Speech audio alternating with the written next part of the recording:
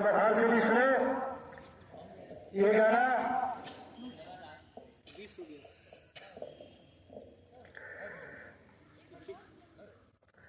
कोठया मारिया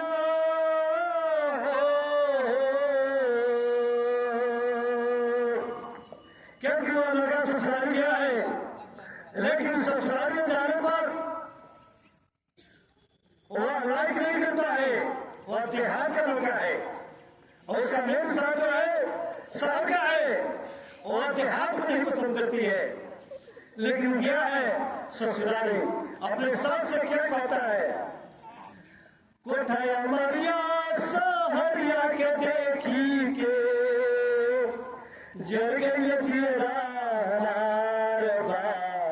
ये सासू गवही में रहे के विचार बा, ये सासू गवही में रहे के विचार बा।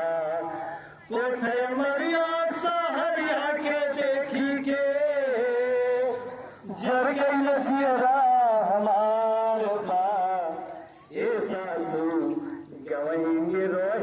विचार बा, ये सासू गवई रोहे के विचार बा।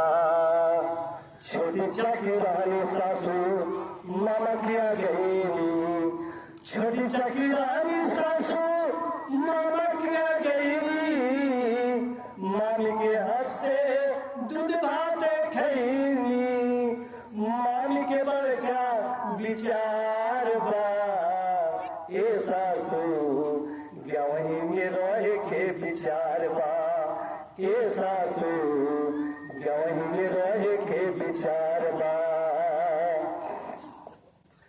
कोठया मारिया सहरिया के देखी के जर गई जीरा हमार बा, ये सासू गवही में रहे के विचार बा, गवही में रहे के विचार बा।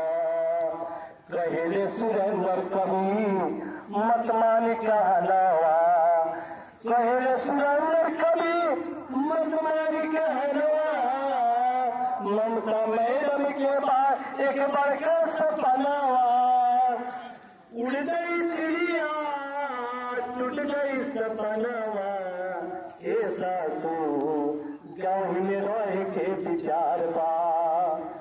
कोठया मारिया सहरिया के देखी के जर गई जीरा हमार बा, ये सासू गवही में रहे के विचार बा, ये सासू